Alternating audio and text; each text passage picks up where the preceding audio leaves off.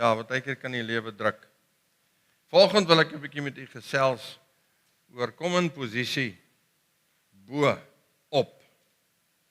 Bo op. Klink amper soos 'n Cremora advertensie. It's not inside, it's on top. Maar hierdie is nie 'n Cremora advertensie nie. Hierdie is 'n Jesus advertensie. Ons praat oor die koning en wie hy is en wat hy vir ons doen, sodat ons kan bo op wees. Bo op. Nou, baie keer lyk die lewe vir ons soos 'n groot berg wat voor ons uitstaan. Is net hierdie, hoe gaan ek oor hierdie ding kom? En saam met die groot berg het jy nou nog 'n pakkie wat jy saamdra ook. En hy is 'n bietjie swaar. En hy druk 'n bietjie. Die lewe het die vermoë om so nou en dan jou en my te druk dat ons tande kners, is dit nie? Ja, hy het die vermoë om ons in situasies en voor situasies te bring wat nie maklik is nie. Wat nie eenvoudig is nie. Wat nogal redelik moeilik is. So, hoe lyk jou pakkie wat jy dra vanoggend? Hoe lyk jou berg? En daar's baie goeters. Dit kan verhoudinge wees, finansies, siekte. Ek wil as 'n klomp goed in hierdie lewe wat met jou en my kan gebeur. En gebeur. Die ouderdom, daar's soveel goeters wat ons pad langs kom en net vir ons hierdie berg voor ons opstel en ek en jy moet sê, Here, hoekom ek bo op hierdie berg? Hoekom ek bo op my omstandighede, my situasie, die hartseer en die pyne wat ons beleef, die goed wat die lewe vir ons uitdeel, hoekom ek daar bo op? Wel, ons moet sekerlik begin op 'n plek om te sê, wat verstaan ons, wat sê die Here vir ons oor ons? Nou, luister gou mooi vir my, dis waar van jou, wat ek nou vir jou gaan sê, is waar van jou, of jy bo op die berg is of onder die berg is. Die krisis, die pyn, die hartseer in jou lewe, die goed wat jou druk in hierdie lewe, die moeilike dinge wat jy dalk deurwerk, daai goed bepaal nie wie jy is nie. Daar's ander goed wat bepaal wie jy is. Daar's iemand anders wat bepaal wie jy is. Nou, hier's 'n baie mooi vers wat die Here vir ons gegee het in Deuteronomium 28 vers 13 sê hy, en die Here sal jou die kop en nie die stert maak nie. En jy sal net boontoe en nie ondertoe gaan nie. Wie van julle is dankbaar daaroor? Yes, hy sê, gaan nie, as jy luister na die gebooie van die Here jou God, wat hy jou vandag beveel om te hou en te doen. Die Here sê vir jou, en ek wil hê jy moet dit nou vanoggend hoor, jy is die kop en nie die stert nie.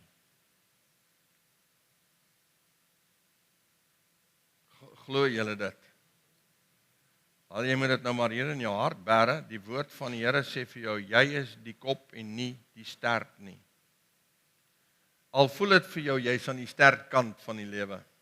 Dis nie die waarheid nie, die waarheid is wat God oor jou sê. En hy sê vir jou, jy is die kop. En hy sê vir jou, jy sal net boontoe gaan en nie ondertoe nie. Dis wat God vir jou en my sê. So vat dit en sit dit hier in jou hart en bære dit iewerster en maak dit daar vas. Ons het nou gesing, hierdie liedjie wat ons nou gesing het ons gesê, hy is in ons, né? In John 17 verse 21 to 23, Jesus is teaching about this. He says, en hy eintlik is hy besig om hier te bid, né? Hy sê, and that they may all be one, just as you, Father, in me and I in you, that they also may be in us, so that the world may believe that you have sent me. En nou sê hy die volgende, he says, the glory that you have given me, I have given to them.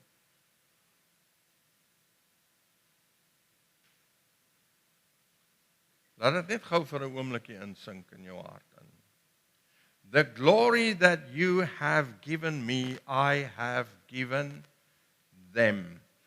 that they may be one even as we are one, I in them and you in me, that they may become perfectly one, so that the world may know that you sent me and loved them even as you loved me. Hier word 'n paar groot goed gesê in hierdie stukkie. Baie groot goed. Die belangrikste goed het ek nou daar vir jou so in die blou gesit, waar hy sê, the glory that you have given me, I have given them. So Jesus sê vanoggend vir jou, die heerlikheid Vader wat U vir my gegee het, het ek vir hulle gegee. Kan jy iets verstaan rondom dit? Kan jy vir jou net vir 'n oombliekie stop en indink wat dit beteken dat die heerlikheid van die Here Jesus Christus myne is? Joune is. Deel is van jou lewe. En dan gaan hy verder, hy sê, and I live in them. I in them. So waar is Jesus? Waar is Jesus? Hy is hier binne in my. Kan jy nou gaan ons terug net na die vorige versie toe. Kan jy nou vir 'n oomblik begin net dink, hoekom is jy nie die sterk nie? Want die koning is in jou. Ek bedoel, die koning is in jou. Hy leef in jou. Ons het dit nou net gesing, God in me, God in my. Here is in my. Vader is in my. As jy daai hele stukkie lees, dan sê hy, Vader, ek is in U, U is in my en ek is in hulle. Met ander woorde, die Vader is ook in my. So hier sit ek, 'n gedood eenvoudige mens met mensgoeders en God is in my, deel van my lewe. Jy's nie net 'n hier jy nie.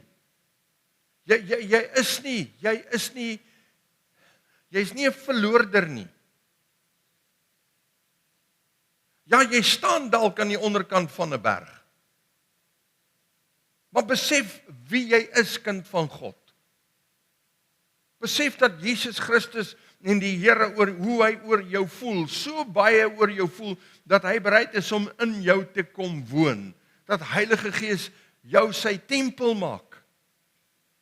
Dis hoe hy oor jou voel.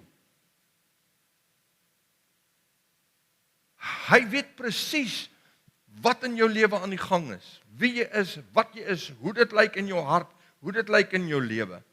In 2 Korintiërs 2 vers 14, hy sê, maar God sy dank wat ons altyd laat triomfeer in Christus en wat die reuk van sy kennis deur ons oral versprei. En tog lyk dit asof ons soms leef, asof ons hierdie verse lees, maar God sy dank wat ons altyd laat verloor in Christus. Maar dis nie wat daar staan nie. Hy sê ons leef in triomf. Ons leef in triomf, ons leef in oorwinning. Ja, jy staan aan die onderkant van die berg, maar jy leef in oorwinning. Want jy sien, wanneer ek aan die onderkant van hierdie berg staan, is daar 'n potensiaal om bo op te kom. En nie omdat ek iemand is nie. Nee, omdat God gesê het, jy is die kop en nie die stert nie. Omdat God gesê het, jy sal opgaan en nie afgaan nie. Omdat Jesus gesê het, ek bly in hulle, Vader. En die een in my en ons in hulle. Omdat Heilige Gees in jou woon. Omdat die Here in sy woord vir ons sê, hy sal ons altyd laat triomfeer. Daarom is daar in my hart hierdie stuk wete, Here, hierdie berg, hierdie ding wat hier voor my lê, is hier, dis 'n werklikheid, ek kan dit nie ontken nie. Ek bedoel, ek is nie blind nie, ek kan dit sien, ek kan dit voel, ek kan dit ervaar, maar dis nie my einde nie. Nee, ek triomfeer in Jesus Christus die Here. Ephesians 1:18-20 says, having the eyes of your heart enlightened, that you may know what is the hope to which He has called you. There must some sort of hope must stand up in your heart. About your circumstances, about this mountain that you are facing. Hope must stand up inside of you. They say, which are the riches of His glorious inheritance to the saints. And what is the immeasurable greatness of his power towards us who believe, according to the working of his great might, that he worked in Christ when he raised him from the dead and seated him at the right hand of the in heavenly places. Kykie, there's no bigger mountain than death. As jy dood is net, dan is jy nou regtig onder die berg. Is dit nie so nie? Ja, ek bedoel, as jy daar, dan is die berg is net, it's just too big. Maar God sê, dat die krag van hom wat Jesus uit die dode opgewek het in jou woon. Dat die krag van hom wat Jesus uit die dode opgewek het in jou woon. Dis die sterkte, dis die krag wat werk.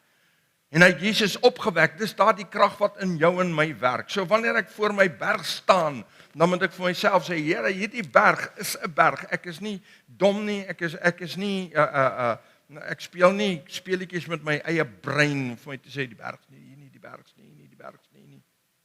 Hy is nog nie hier nie, hy is nie hier nie. Nee, dis nie hoe dit werk nie.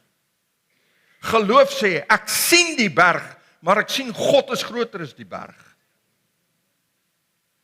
Geloof sê, ek sien hierdie berg, maar ek weet wat die Here oor my sê. En ek weet wat hy oor sy kinders sê. Jy sien, so as ek dan nou bo op die berg wil kom, waar begin ons? Daar's een plek waar ek bo op moet kom, voordat ek nou kan begin dink aan die berg van verhoudinge, of siekte, of geld, of wat ook al. Nee, en dit is my alles bo op die altaar. Dis die plek waar ons begin. Jy sien, ek kan arrogant wees, en die Here ontken in my lewe, en ongehoorsaam leef, maar nog steeds vir hom vra, Here, ek wil hê jy moet my bo op hierdie berg sit. Maar kan jy dan 'n verwagting hê dat die Here jou bo op die berg moet sit? As jy nie jou alles op die altaar gesit het vir hom nie. En dis waar dit begin, my alles op die altaar. Romeine 12 vers 1 sê, ek vermaan julle dan broeders by die ontferminge van God, dat julle liggame stel as 'n lewende heilige aan God, welgevallige offer. Dit is julle redelike godsdiens. Ons gee onsself 100% vir hom. Dis die eerste plek waar jy bo op moet kom, is op die altaar. Ek sê nou vir jou, dit help nie, jy is op die grootste berg op hierdie aarde, maar jou siel is nog verlore nie. Het help nie, jy spring van, you jump from mountain top to mountain top, but your heart is not right with God. Help net mooi niks, man. So kom op die plek waar jy heel eers buig voor hom, koning maak van jou lewe en sê, Here, dis reg, sit my op hierdie, ek is my alles op die altaar, hier kom gee ek myself aan U. En sien maar, party van ons is alreeds op 'n hoop. Ja. En ons moet eers van die hoop afkom, voordat ons kan opgaan na die ander plekke toe. En elke haan is koning van sy eie mishoop. Jy sien, elke haan dink sy hoop is die hoogste hoop. Is dit nie so nie? Ja, want dis waar hy staan en kraai. En wat doen die haan? Hy staan daar en sê, hoor my stem. Koekedoedeldoe. En hy is bo op sy mishoop. En hy dink hierdie is die wonderlikste hoop wat daar is. En jy moet eers van jou mishoopie afkom. Jy moet eers, daar seker goed wat ek en jy eers moet mee deel, voordat ek eers kan begin om te sê, Here, ek wil hê U moet ingryp in my lewe en my omstandighede. Daar's 'n paar goeders wat ek en jy moet besef, solank as wat ek op daai ding is, bo op dit is, as dit is hoe ek dink, glo, doen, dan kan ek nie verwag dat God my gebede sal antwoord nie. Dis so eenvoudig as dit, die woord is baie duidelik daaroor. So jy moet nou eers van daai hoop afkom, voordat jy kan oorwinning kry, regte oorwinning in jou lewe kry en in jou hart kry oor die goed wat in jou lewe aan die gang is. En die eerste hoop is die hoop van verkeerde motiewe. Jy sien, dit beteken net, iets binne in jou moet verander. Glo julle dat verkeerde motiewe 'n struikelblok kan wees vir wanneer ek na God toe draai en sê, Here, sit my bo op hierdie hoop. As jy verhoudinge het wat nie werk nie, as jy finansies het wat nie werk nie, as jy siekte het, omstandighede, krisisse, maak nie saak nie en jy sê, Here, sit my bo op hierdie hoop. Ek wil oorwin en jou motiewe is verkeerd, dan sê ek jou nou al gaan jy nie bo op die hoop kom nie, jy gaan nie bo op jou berg kom nie. Jy gaan nie bo op kom nie, jy gaan onder bly. So ek en jy moet met die goed wat in ons harte is deel. Hoekom vra ek vir die Here sekere goed? Hoekom sal ek sê, Here, ek gaan hierdie bid, of ek vra hierdie saak, of hier is 'n ding waarvoor ek moet bid, en ek vra, U moet vir my uitkoms gee. Hoekom doen ek? Die woord van die Here is baie duidelik. James 4:3 says, you ask and you do not receive. You ask and you do not receive, because you ask wrongly. To spend it on your passions. With other words, you ask and you do not receive because you ask with the wrong motive. Jy vra met die verkeerde motiewe. So ek en jy, as ek net uitkom soek net om uitkoms te hê, want dit is net 'n bietjie ongemaklik in die situasie. En ek het nie regtig met God gaan sit en met God gepraat oor my situasie nie. Hoe weet ek is op die regte plek? Hoe weet ek my motiewe is uitgesorteer? Jy moet met die Here gaan praat, gaan luister na laasweek se preek, gaan sit by God se voete. Gaan sit by Jesus en laat hy in jou hart inspreek en jou leer. En dan is die goed as daar goed in jou lewe is, as jou motiewe verkeerd is, maar dat die Here jou hart ondersoek. Want jy gaan vra tot jy blou is, maar as jou motiewe verkeerd is, gaan jy dit nie ontvang nie. Ja, mense is baie min nou, maar dit is 'n feit. En dis wat die woord van die Here vir ons sê. Jy sien, net soos wat ons hou van mooi versies, is daar versies waarvan ons nie hou nie. So verander jou motiewe, werk aan jou motiewe, kom af van daai motief hoopie af, kom af van daai plekkie waar jy nie 'n regte verhouding met God het nie. En jy kan bid net soveel as wat jy wil. Hy sê vir ons in Jesaja 59 vers 2, maar julle ongeregtighede het 'n wat geword? 'n skeidsmuur geword tussen julle en julle God, en julle sondes het sy aangesig vir julle verberg, sodat hy nie wat nie hoor nie.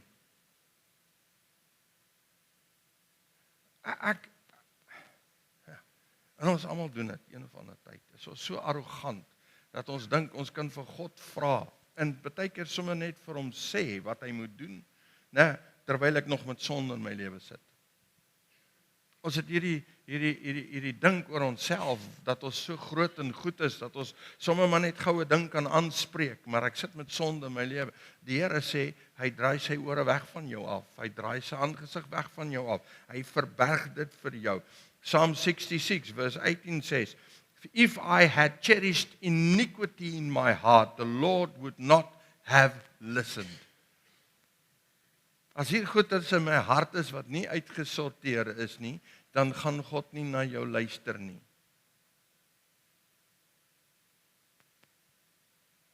Dis soos ons kinders, jy weet, hierdie klein kindertjies.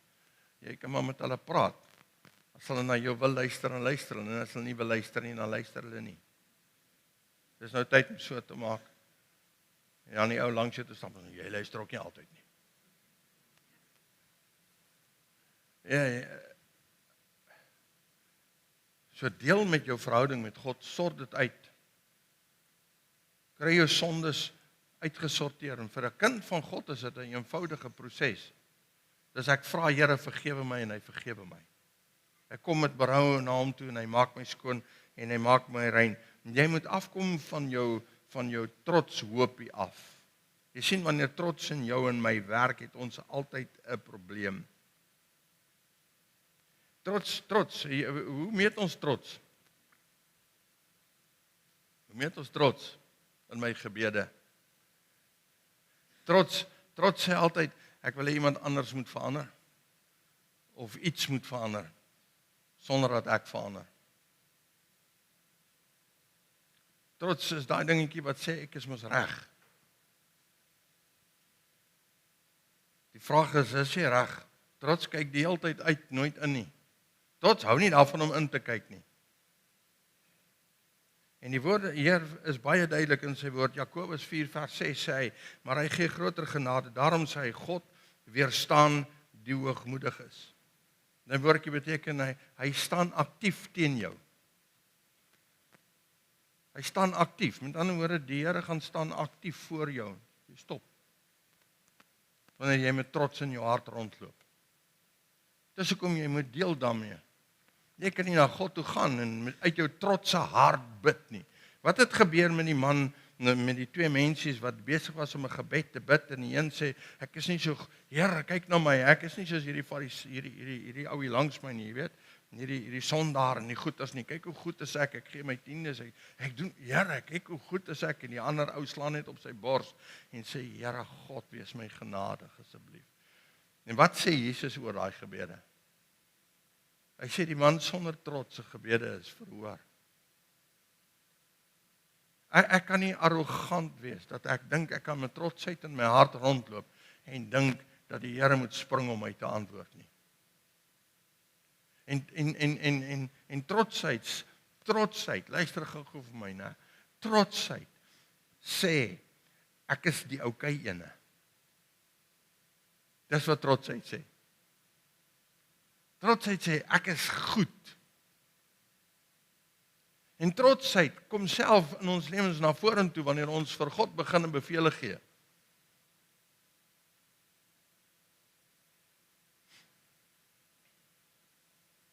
Dink 'n bietjie mooi daaroor. Here, U moet so maak. Here, U gaan so maak. Ons weet wat die woord van die Here vir ons leer. En solank as wat ek weet dat dit is Jesus in en deur my wat die verskil maak, dan is daar nie 'n plek vir trots nie. Daar's nie 'n plek vir ekke nie. Daar is nie genoeg ruimte vir ekke en die groot ek is hier binne nie. As hy hierdie hele ruimte vul, dan gaan ek uit. So werk met jou trots, deel met jou trots, sodat jy jou gebede beantwoord kan kry. Nou, ons moet afkom van die hoopie af, wanneer ons gebed probeer om God se prosesse in ons lewens te omseil. En nou gaan ek weer terug na laasweek se boodskap toe. Jy moet maar met die Here gaan sit by sy voete en met hom praat oor jou lewe.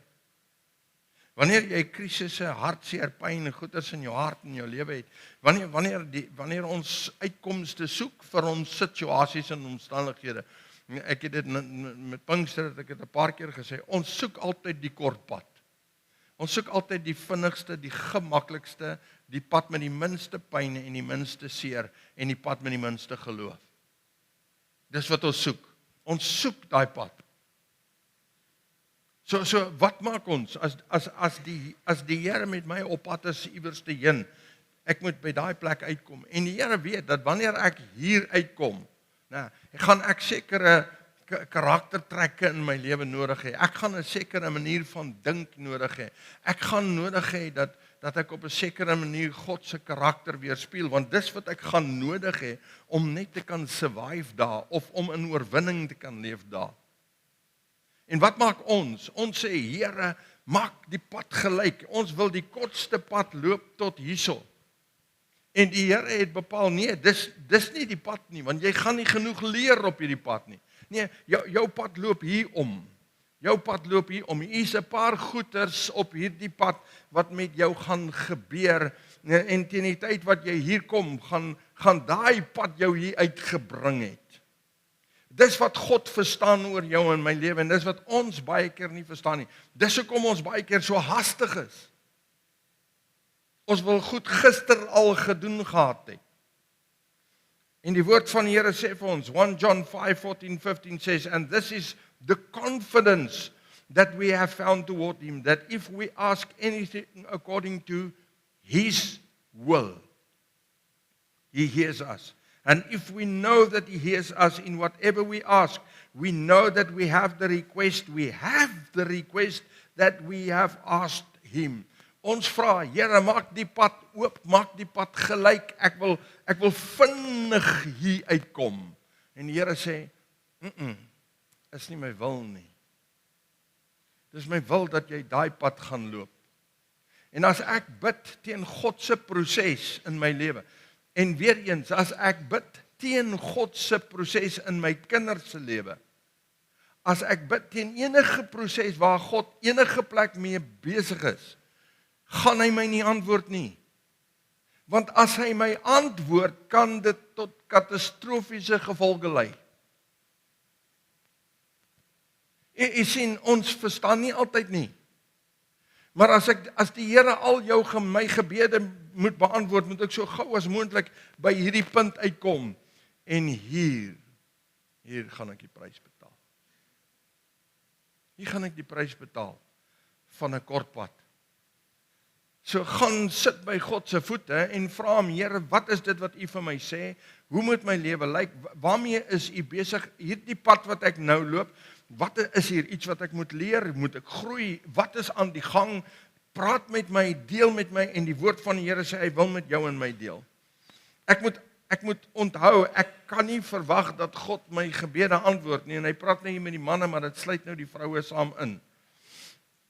1 Petrus 3 vers 7 sê, net so moet julle manne verstandig met hulle saamlewe, dis nou met die vroue, en aan die vroulike geslag as die swakkere eer bewys, omdat julle ook mede-erfgename van die genade van die lewe is. Hoekom moet jy dit doen? Sodat julle gebede nie verhinder mag word nie.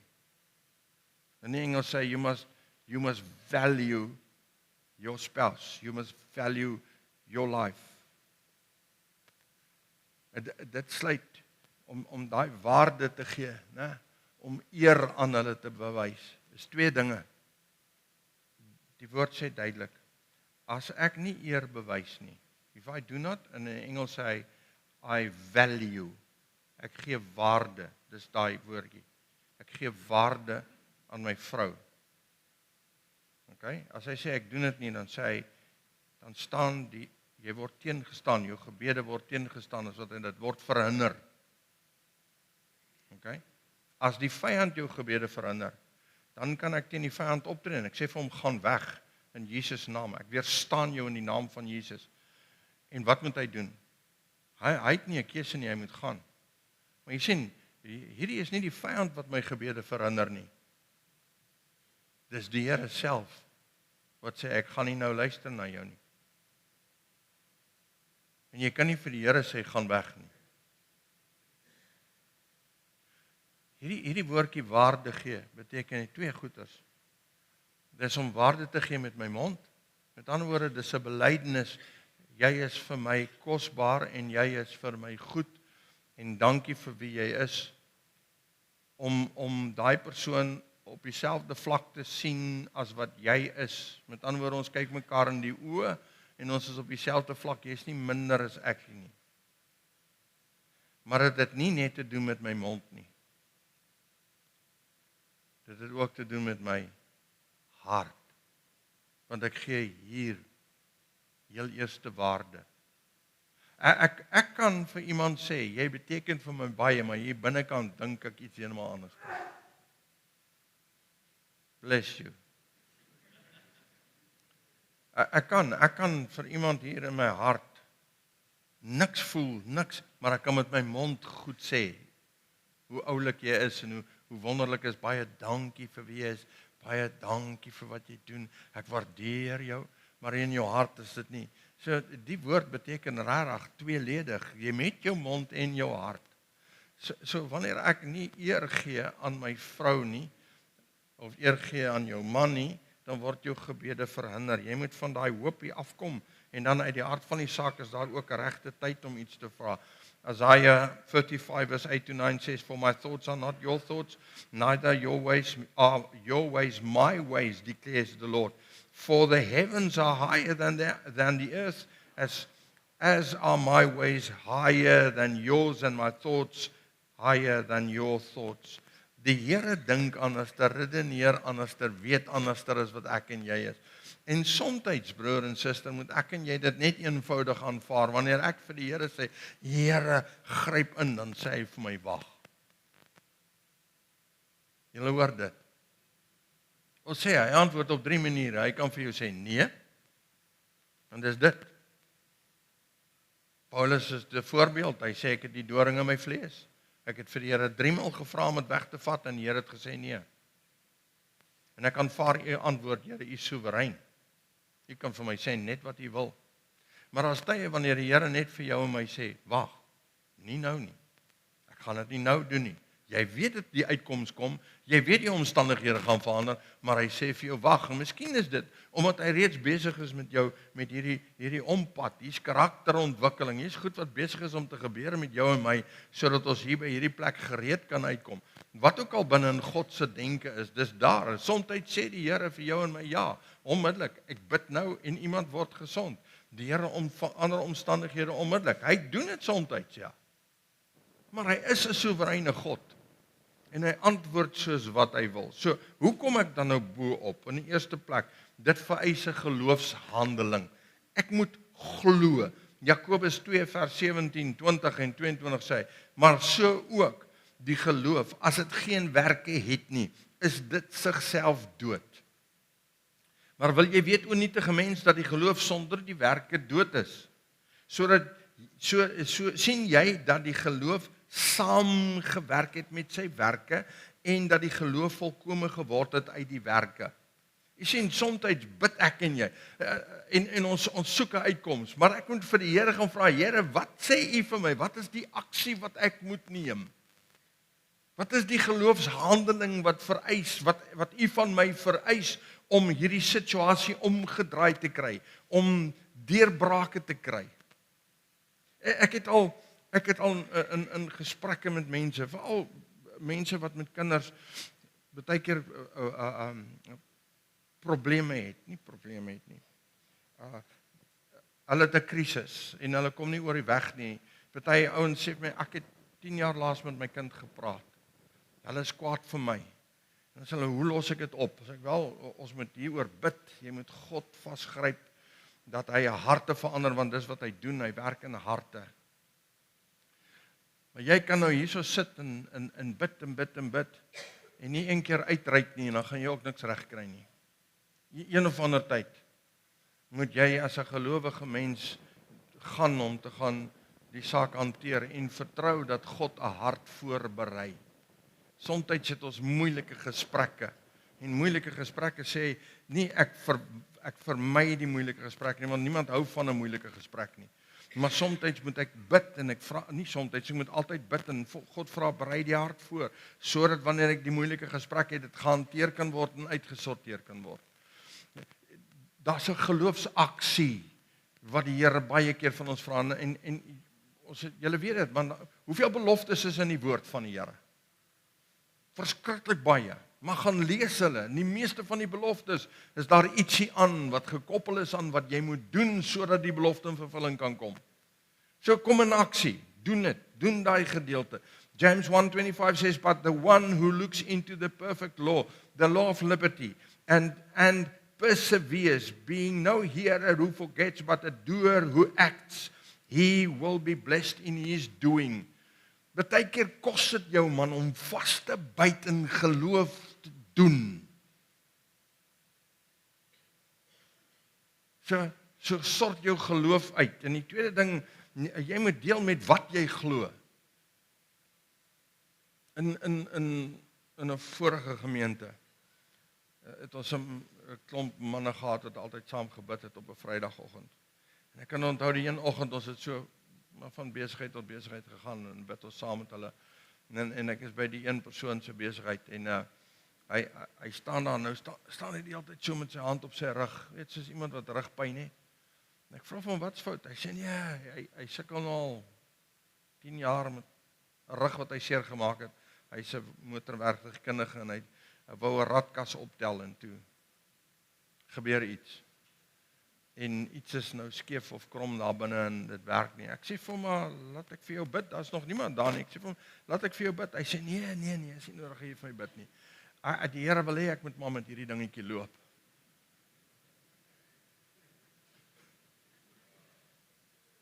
Hy sê, nee, dis okay, jy hoef nie vir my te bid nie, ek moet nou maar met hom loop. En ek sê vir hom toe, moet ek nou nie vir jou bid nie? Nee, het help nie, jy bid vir my nie, gaan nie. Die Here wil hê ek moet met hom loop.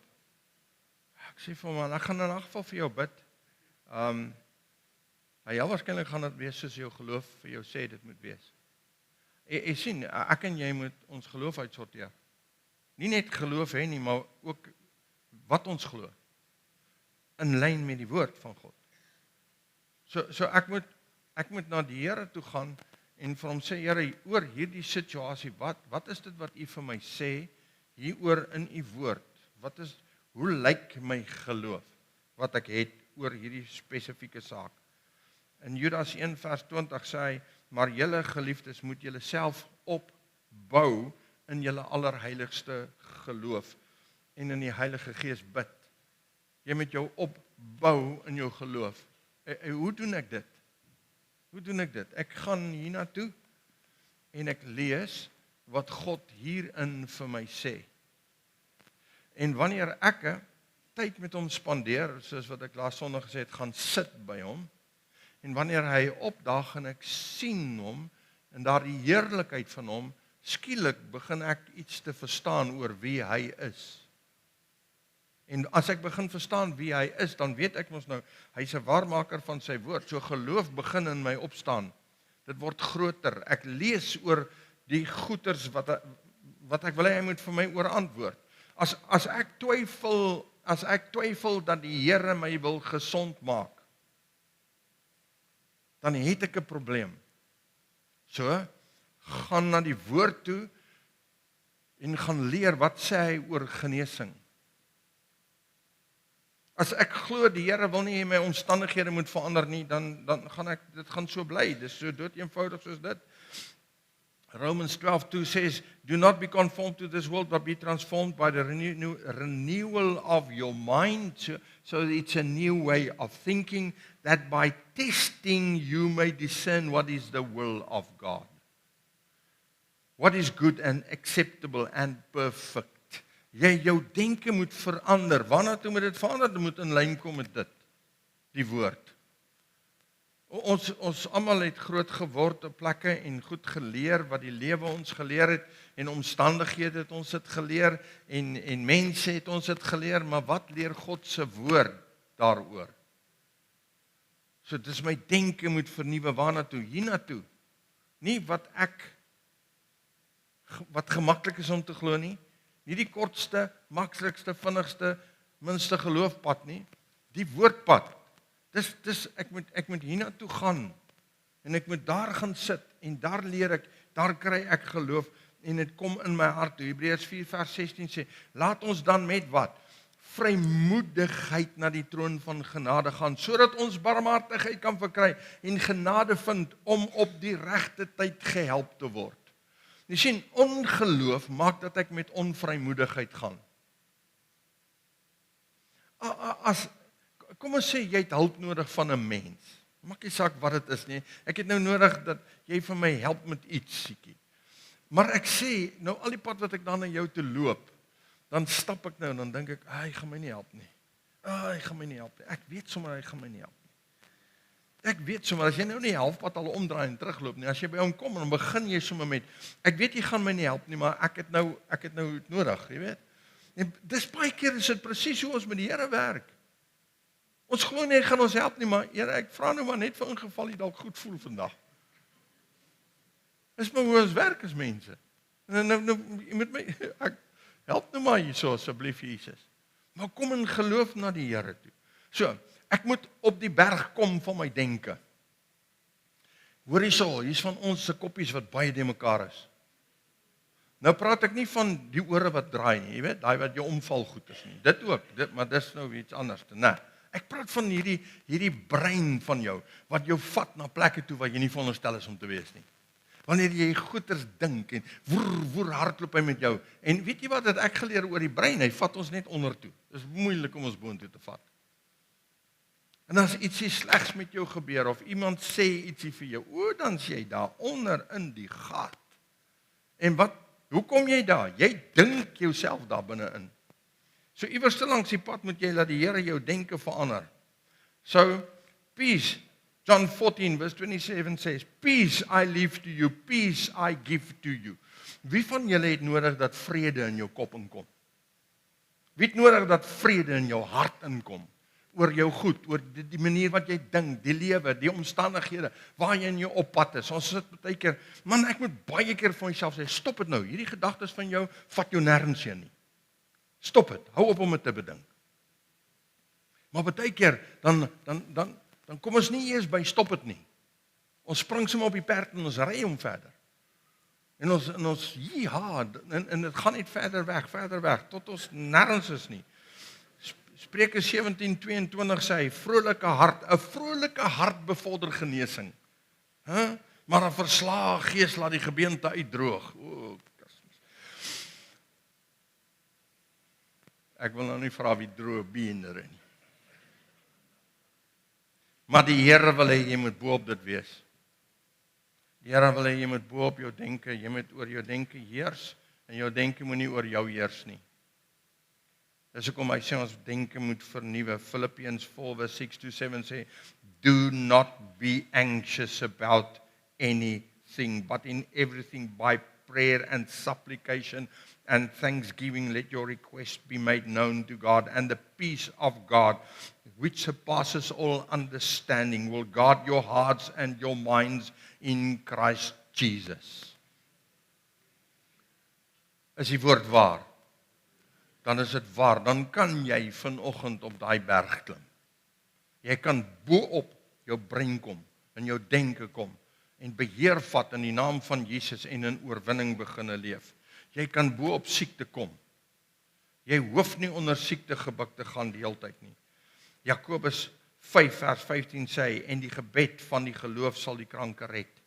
En die Here sal hom oprig, selfs as hy sonde gedoen het, sal dit hom vergewe word. Maar nou eers voor gebid word, nee. Dis ons nou die vorige gedeelte. John 14:13 says, whatever you ask in my name, this I will do, that the Father may be glorified in the Son, and if you ask me anything in my name, I will do it. Jy kan bo op jou siekte kom. Hoor jy? Jy kan vir die Here sê, Here, ek wil bo op hierdie berg kom.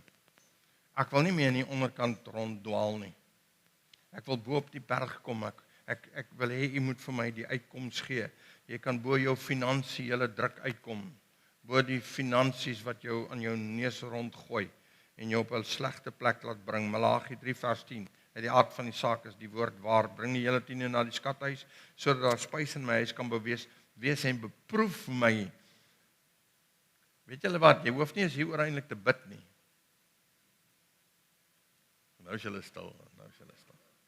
Jy hoef eintlik nie oor te bid nie. Hy sê bring net jou 10des en beproef my hierin of ek nie die sluise van die hemel oor jou sal oopmaak nie. En my guns oor jou seun sal jou uitgiet nie. Ek het nou hierdie versie ingesit. Jy sien baie keer dan vra ons, Here, bring die uitkoms. Here, verander my situasie. Here, doen vir my. Dan vra ek net vir jou, wanneer laas het jy iets vir die Here gedoen? Wanneer laas het jy 'n offer gegee? Is jy besig om jou 10des te betaal? Is jy besig om dit te doen? As jy besig om teen God se wil te bid, jy is besig om iets te bid wat die Here vir jou gesê het, jy kan oorkom deur 'n eenvoudige ding te doen. 2 Corinthians 9:6 says, the point is this, whoever sows sparingly will also reap sparingly, and whoever sows bountifully, he also reaps bountifully. Filippense 4:19, en my God sal elke behoefte van julle vervul na die rykdom van sy genade, of na die rykdom in die heerlikheid deur Jesus Christus. Hy sal jou behoeftes vervul. Het jy 'n behoefte? Vertrou God, man. Vertrou hom om vir jou finansiëel te voorsien. Vertrou hom om vir jou uitkomste te bring. Maar in gehoorsaamheid moet jy doen wat hy sê. Die geloof is 'n aksie. Nee, ek doen die regte goed. Miskien is daar verhoudinge in jou lewe wat vandag jy nodig het om bo op te kom. Verhouding met kinders, verhouding met ouers, verhouding met broers en susters, met familie, met vriende.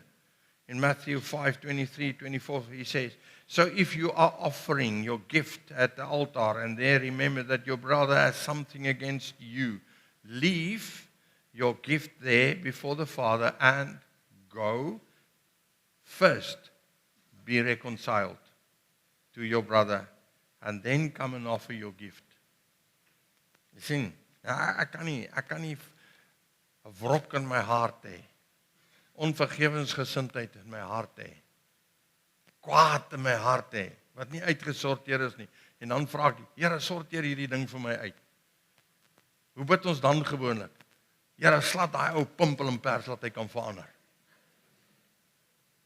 Dat hy kan begin dink soos ek dink, voel soos ek voel, optree soos ek wil optree. Nee, die Here sê vir jou, gaan sort dit uit. Gaan sort dit uit. As jy jou deel gedoen het, kan jy met die Here praat daaroor.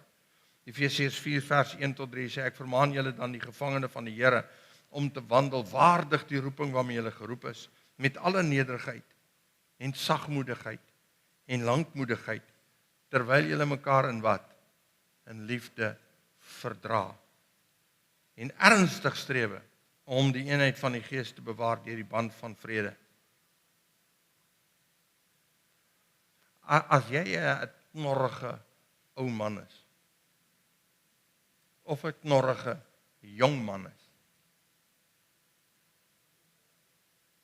en jy vryf almal verkeerd op, want jy's knorrig, dis wie jy is. Maar jy kan bid tot jy blou is. Kry jouself uitgesort.